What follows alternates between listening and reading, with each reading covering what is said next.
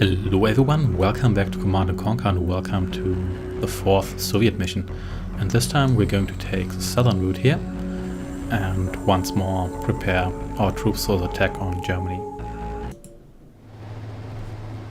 Good work dealing with that spy. You please, Stalin. Make sure you never disappoint him. Now, I have a special task for you. We are amassing for our attack on Berlin. The Allies are aware of this, so we are going to, how do they say, throw them a bone? I want you to create a diversion. Occupy their troops until we can drop soldiers behind their lines. Once the troops are in, use the soldiers to cut off Allied communications. With no early warning. We can take Berlin by surprise.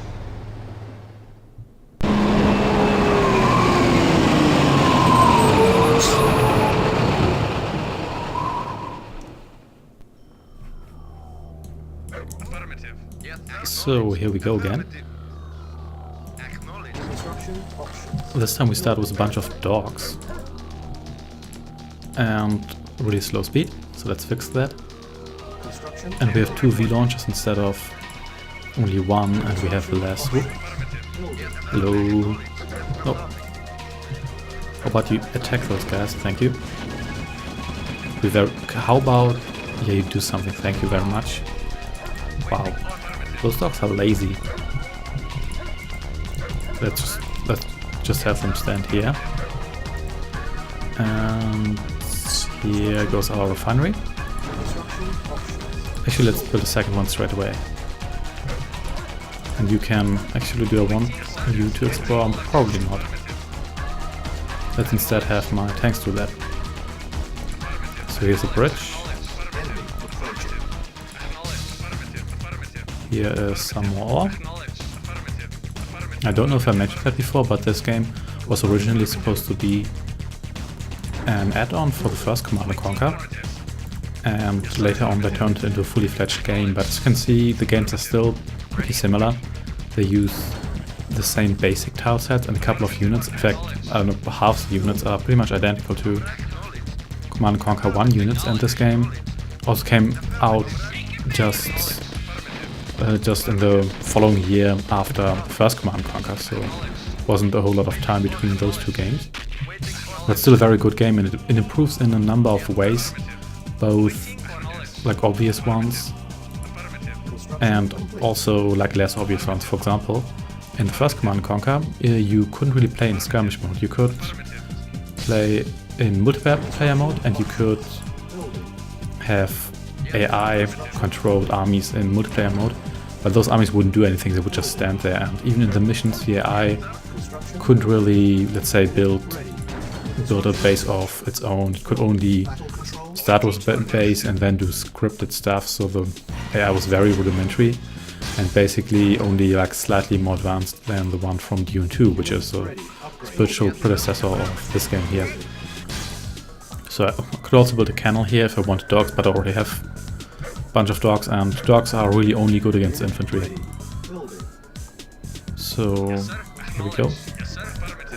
Keep my V launchers back a little bit and repair that one tank here.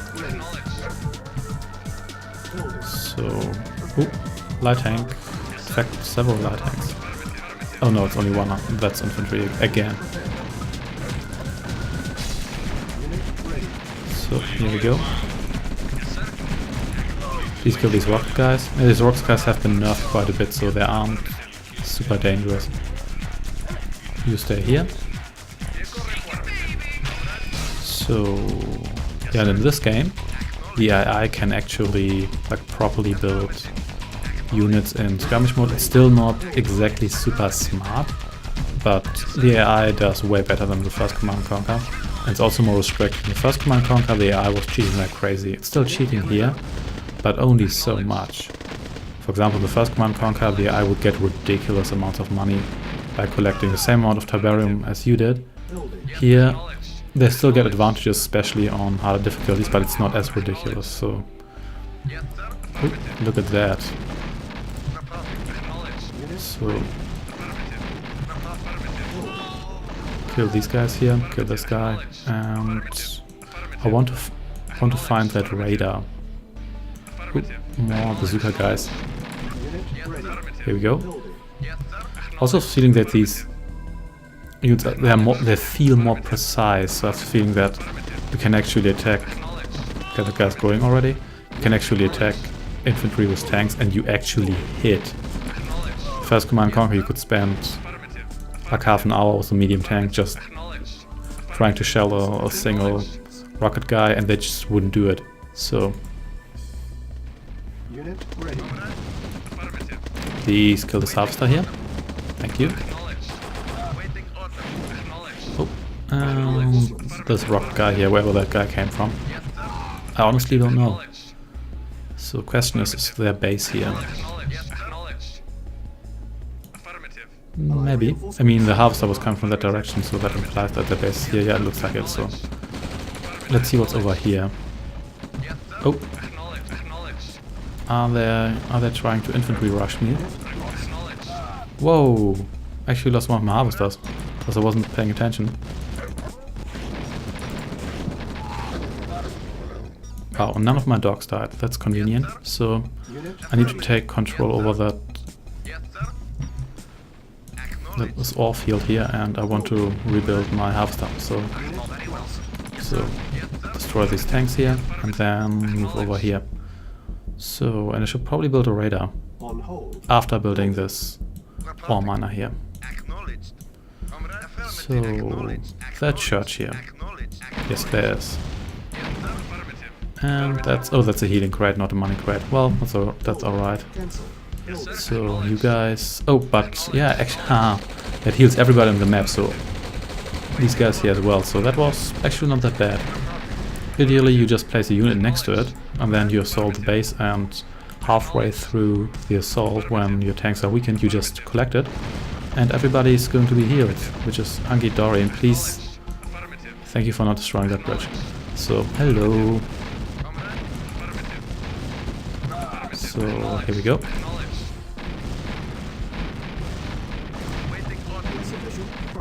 And no more reinforcements. So can I actually build an airfield here? Maybe after building... Come on. After building a radar dome.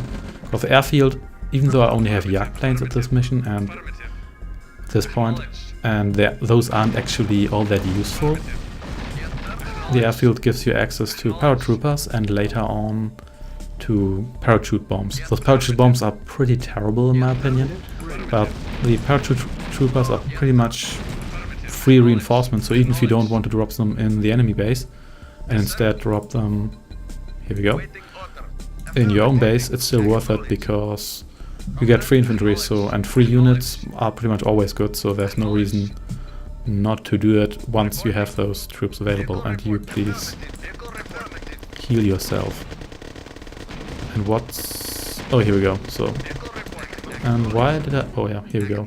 I'm not really sure why I sent those guys over here, but never mind. So you guys heal up.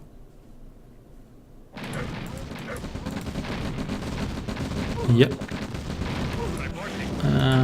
The lack of reinforcement should weaken the allies quite a bit, and you got squished. Yeah, that is the destiny of infantry in Command & Conquer, getting squished by tanks. But at least in this game, light units can't squish infantry, only heavy units can.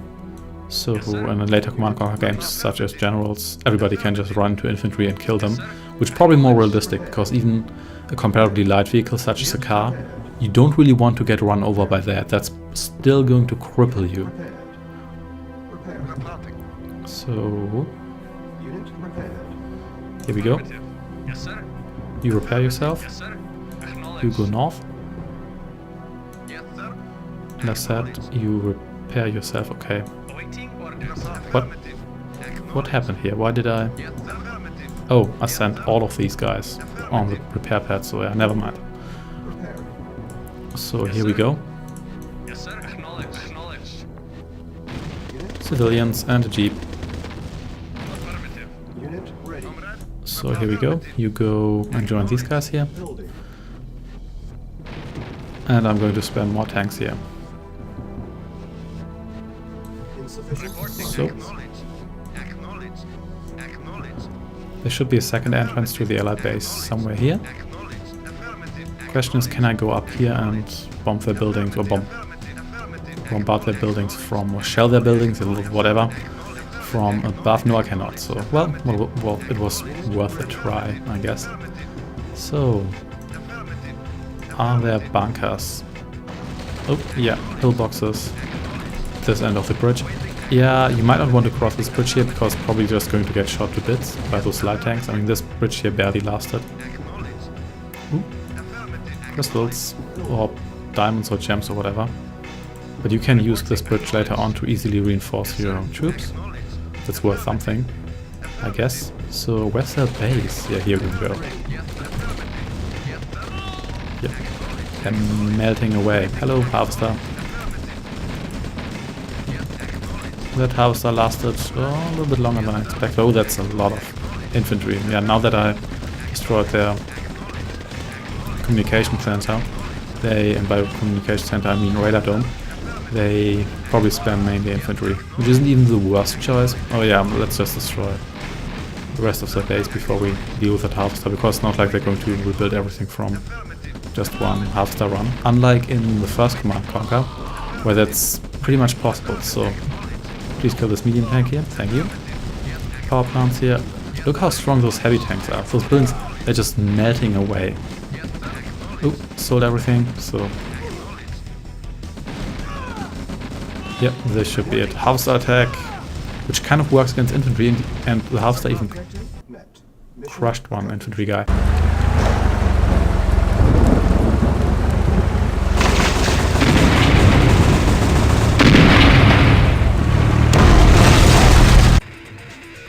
Yeah, this one didn't take quite as long and worked out a little bit better, probably because I played it smarter. So, and we lost only 5 units, which is pretty good, as opposed to the Allies 125 units. Wow, that's an amazing ratio. And no buildings lost. And still no spot on the higher ranks of the top scores, but yeah, I don't really care about that. And most of the time you just get a better score with later levels, but it's not quite as bad as in the first Command & Conquer. Anyway, I shall see you next time when we try out some naval units, so thanks for watching and I shall see you then.